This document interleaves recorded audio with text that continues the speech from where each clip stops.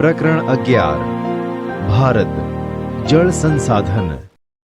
વિદ્યાર્થી મિત્રો, જળ છે તો જીવન છે। જળ વિના પૃથ્વી પર કોઈપણ પ્રકારના જીવનની કલ્પના થઈ શકે તેમ નથી। જળ સંસાધનનો કોઈ બીજો વિકલ્પ નથી। તેના ઉપયોગની યાદી ઘણી લાંબી છે। સમગ્ર સજીવ સૃષ્ટિ પણ જીવન ટકાવી રાખવા જળનો જ ઉપયોગ કરે છે। કોઈપણ દેશની સમૃદ્ધિનો આધાર તેની ખેતી અને તેમાં વપરાતા જળ ઉપર છે। જળની વિશેષ જરૂરિયાત પીવામાં અને ઘરેલું કાર્યોમાં તથા ઉદ્યોગોમાં રહે છે। વધતી જતી વસ્તી અને વિકાસ કાર્યોમાં જે ઝડપે અને જથ્થામાં જળ વપરાય છે તે રીતે જળની અછત સર્જાતી જાય છે। તે બાબતને ધ્યાને રાખીને જળનો વિવેકપૂર્વક ઉપયોગ ખૂબ જ જરૂરી છે। જળ એ મર્યાદિત સંસાધન છે। તેના સ્થાને કોઈપણ સંસાધન ઉપયોગમાં લઈ શકાય તેમ નથી। વિદ્યાર્થી મિત્રો, પર્યાવરણ જીવંત છે તો તે જળ સંસાધનને કારણે જ। તેથી જળ એ જીવનનું અભિન્ન અંગ છે। જળ સ્રોતો। જળ સ્રોતના મુખ્ય 3 પ્રકાર છે। 1. વૃષ્ટિય જળ। 2. પૃષ્ઠીય જળ। 3. ભૂમિગત જળ। 1. વૃષ્ટિય જળ। પૃથ્વી પર જળ સંસાધનનો મૂળ સ્રોત વૃષ્ટિ છે। નદી, સરોવર, ઝરણા અને કૂવા એ ગૌણ સ્રોત છે। આ બધા જ સ્રોત વૃષ્ટિને આભારી છે। 2. પૃષ્ઠીય જળ। પૃથ્વીની સપાટી પરનું જળ નદી, સરોવર, તળાવ, સાગર, ઝરણા વગેરે સ્વરૂપે જોવા મળે છે। તે પૃષ્ઠીય જળ છે। 3. ભૂમિગત જળ। મુખ્ય જળ સ્રોતમાં ભૂમિગત જળનું સ્થાન પણ અગત્યનું છે। પૃષ્ઠીય જળના અવશોષણથી ભૂમિગત જળ પ્રાપ્ત થાય છે। ભૂમિગત જળનો જથ્થો અમર્યાદિત છે। ભારતમાં ઉત્તરના મેદાની વિસ્તારમાં 42% ભૂમિગત જળ મળે છે।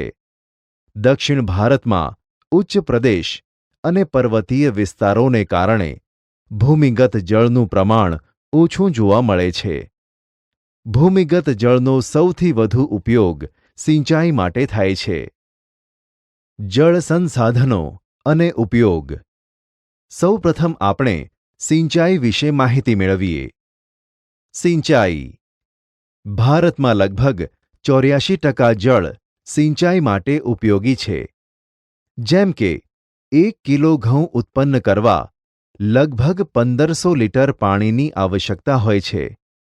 ડાંગર, શણ અને શેરડીના પાકોને વધુ જળની આવશ્યકતા રહે છે। પ્રાચીન સમયથી પાણીનો ઉપયોગ સિંચાઈ માટે થતો આવ્યો છે। કાવેરી નદીમાંથી ગ્રાન્ટ એનિકટ નામે જાણીતી નહેરનું નિર્માણ 2જી સદીમાં થયું હતું, જ્યારે 1882માં ઉત્તર પ્રદેશની પૂર્વીય યમુના નહેરનું નિર્માણ કરવામાં આવ્યું હતું। ભારતમાં સિંચાઈના મુખ્ય 3 માધ્યમો છે। 1. કૂવા અને ટ્યુબવેલ। 2. નહેરો। 3.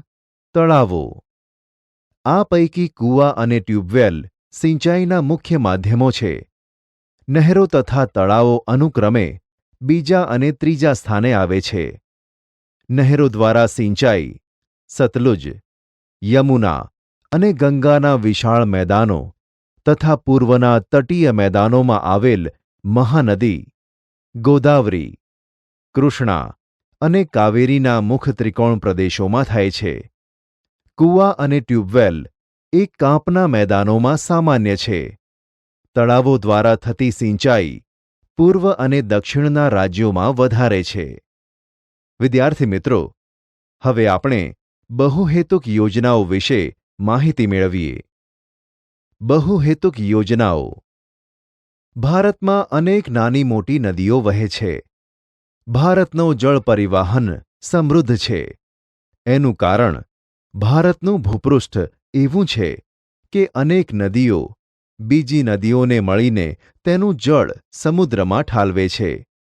આ જળનો ઉપયોગ અનેક હેતુઓ માટે થાય તે માટે બહુહેતુક યોજનાઓ વિવિધ નદીઓ પર બનાવવામાં આવી છે. બહુહેતુક યોજના એટલે નદી ખીણો સાથે સંકળાયેલ વિભિન્ન સમસ્યાઓને હલ કરવી. એમાં પૂર નિયંત્રણ, જમીન ધોવાણનો અટકાવ, સિંચાઈ અને પેયજળ, ઉદ્યોગો, વસાહતોને અપાતું પાણી, વિદ્યુત ઉત્પાદન, આંતરિક જળ પરિવહન, મનોરંજન, વન્યજીવ સંરક્ષણ અને મત્સ્યપાલનના વિકાસનો સમાવેશ થાય છે. વિદ્યાર્થી મિત્રો, આ કોઠા દ્વારા ભારતની મુખ્ય બહુહેતુક યોજનાઓ વિશે તમને માહિતી મળશે.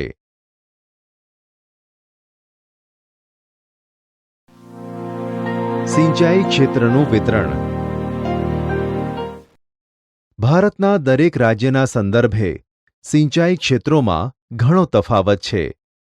આંધ્રપ્રદેશના તટીય જિલ્લા તથા ગોદાવરી, કૃષ્ણા નદીના મુખ ત્રિકોણ પ્રદેશો, ઓડિશાની મહાનદીનો મુખ ત્રિકોણ પ્રદેશ, તમિલનાડુમાં કાવેરીનો મુખ ત્રિકોણ પ્રદેશ, પંજાબ, હરિયાણા તથા પશ્ચિમી ઉત્તર પ્રદેશ વગેરે દેશના સઘન સિંચાઈ ક્ષેત્રો છે. સ્વતંત્રતા પછી ભારતમાં કુલ સિંચાઈ ક્ષેત્ર લગભગ 4 ગણું વધી ગયું છે. સ્પષ્ટ વાવેતર ક્ષેત્રના લગભગ 38% ભાગમાં સિંચાઈ થાય છે. ભારતના રાજ્યોમાં સિંચાઈ ક્ષેત્રના વિતરણમાં ઘણી અસમાનતા છે. મિઝોરમમાં સ્પષ્ટ વાવેતર ક્ષેત્રના કેવળ 7.3% વિસ્તારમાં સિંચાઈ ક્ષેત્ર જોવા મળે છે, જ્યારે પંજાબમાં સિંચાઈ ક્ષેત્રનું પ્રમાણ 90.8% છે. કુલ સિંચાઈ ક્ષેત્રનું પ્રમાણ સ્પષ્ટ વાવેતર ક્ષેત્રના સંદર્ભમાં ઘણું જ અસમાન છે. પંજાબ, હરિયાણા, ઉત્તર પ્રદેશ, બિહાર, જમ્મુ અને કાશ્મીર, તમિલનાડુ અને મણિપુરમાં વાવેતરના કુલ વિસ્તારના 40%થી વધુ વિસ્તાર સિંચાઈ હેઠળ છે. જળ સંકટ. જળ એ કુદરત થકી મળેલી અણમોલ ભેટ છે. વધતી જતી વસ્તી માટે અનાજની વધતી માંગ, રોકડિયા પાકો ઉગાડવા, વધતા જતા શહેરીકરણ અને લોકોના બદલાતા જતા જીવન ધોરણના પરિણામ સ્વરૂપે પાણીની અછત નિરંતર વધતી જાય છે.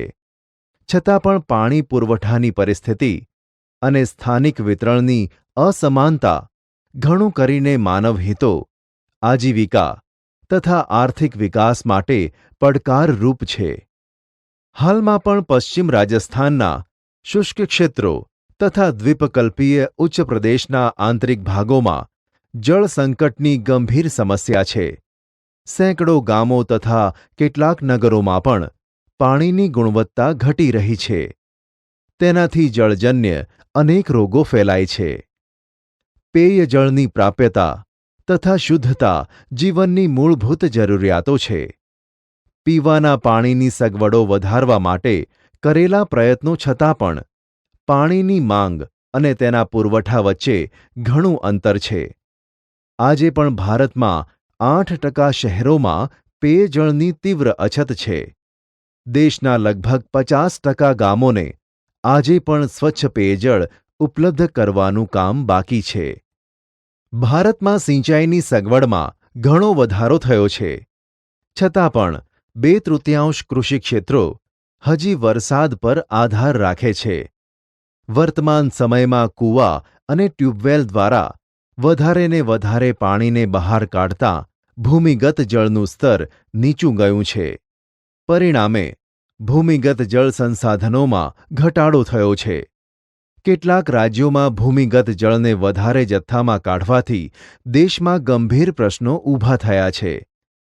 પાણીની ઘટતી ગુણવત્તા અને વધતી જતી અછત જેવી ગંભીર સમસ્યાઓનો સામનો કરવો પડી રહ્યો છે. કૃષિ ઉપરાંત ઉદ્યોગોમાં પાણીનો અનિયંત્રિત ઉપયોગ થાય છે. ઘરેલું તથા ઔદ્યોગિક એકમોના મલિન જળ જળ પ્રદૂષણનો મુખ્ય સ્રોત છે. જળ સંસાધનોની જાળવણી અને વ્યવસ્થાપન. આપણે સૌ જાણીએ છીએ કે ઉપલબ્ધ જળ મર્યાદિત છે. તેનું વિતરણ પણ અસમાન છે. સાથે સાથે પ્રદૂષિત જળની સમસ્યા છે. માટે વિવેકપૂર્ણ ઉપયોગ તથા પર્યાપ્ત જળની પ્રાપ્યતા માટેની જાળવણીના ઉપાયો હાથ ધરવાની આવશ્યકતા છે. જળ એવું સંસાધન છે, તેનો સીધો સંબંધ સમગ્ર જીવસૃષ્ટિ સાથે જોડાયેલો છે. જળ સંસાધનોની જાળવણીના ઉપાયો અલગ અલગ કક્ષાએ કરવાની જરૂર છે. જળ સંસાધનની જાળવણી જળ સંરક્ષણ તરીકે ઓળખાય છે.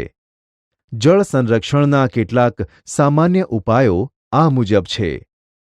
જળ સંચય માટે વધુમાં વધુ જળાશયોનું નિર્માણ. એક નદી બેસિન સાથે બીજી નદી બેસિનનું જોડાણ અને ભૂમિગત જળસ્તર એટલે કે જળ સપાટીને ઉપર લાવવાનો સમાવેશ થઈ શકે. જળ એક રાષ્ટ્રીય સંપદા છે. જળપ્લાવિત ક્ષેત્ર વિકાસ. જળપ્લાવિત ક્ષેત્ર એક પ્રાકૃતિક એકમ છે અને તેનો ઉપયોગ અનુકૂળતા મુજબ નાના પ્રાકૃતિક એકમ ક્ષેત્રોમાં સમન્વિત વિકાસ માટે કરવામાં આવે છે. નદી બેસિન એક એવું ક્ષેત્ર છે જેનું પાણી નદી અને તેની શાખાઓ દ્વારા વહીને એક સ્ત્રાવ ક્ષેત્ર બનાવે છે. આ જળપ્લાવિત ક્ષેત્ર છેવટે તો શાખા નદીનો બેસિન વિસ્તાર જ છે. ઋતુ પરત્વે થતા વરસાદને કારણે આ શાખા નદી દ્વારા પાણી વહીને આગળ જાય છે અને છેવટે કોઈને કોઈ નદીને મળી જાય છે. જળપ્લાવિત ક્ષેત્ર વિકાસ એક સમગ્રતયા વિકાસનો અભિગમ છે. એમાં જમીન અને ભેજ સંરક્ષણ, જળ સંચયન, વૃક્ષારોપણ, વનીકરણ, હોર્ટિકલ્ચર, ગૌચર વિકાસ અને સામુદાયિક ભૂમિ સંસાધનોના ઉત્થાન સંબંધી કાર્યક્રમોનો સમાવેશ થાય છે. આ બધા કાર્યક્રમો અન્વયે ભૂમિ ક્ષમતા તથા લોકોની સ્થાનિક જરૂરિયાતોને ધ્યાનમાં રાખવાની હોય છે. આમાં સ્થાનિક લોકોની સહભાગિતાની જરૂર હોય છે. આથી કેન્દ્ર તથા રાજ્ય સરકારોએ ઘણી યોજનાઓ હાથ ધરી છે. વૃષ્ટિજળ સંચયન. વૃષ્ટિજળને રોકીને એકઠું કરવાની વિશેષ પદ્ધતિઓ જેવી કે કૂવા, બંધારા, ખેત તલાવડીઓ વગેરેનું નિર્માણ કરવાનો સમાવેશ થાય છે. આ માધ્યમો થકી જળ સંચયન થાય છે. અહીં ભૂમિગત જળ સ્તર પણ ઊંચું આવે છે. આમ કરવાથી ઘરેલું અને કૃષિ જરૂરિયાત પૂરી થઈ શકે છે.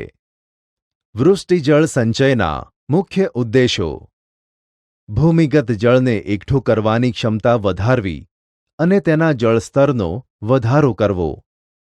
જળ પ્રદૂષણને ઘટાડવું. ભૂમિગત જળની ગુણવત્તામાં સુધારો કરવો. સ્થળ માર્ગોને પાણીના ભરાવાથી બચાવવા. સપાટી પરથી વહી જતા પાણીનો જથ્થો ઓછો કરવો. ઉનાળામાં તથા લાંબા શુષ્ક સમયગાળામાં પાણીની ઘરેલું જરૂરિયાતોને પૂરી કરવી. પાણીની વધતી જતી માંગને પૂરી કરવી. મોટા શહેરોમાં બહુમાળી આવાસો વચ્ચે વરસાદના પાણીનો સંગ્રહ થાય તે માટે ભૂગર્ભ ટાંકાઓ અથવા વરસાદી પાણી જમીનમાં ઉતરે તેવી વ્યવસ્થા કરવી.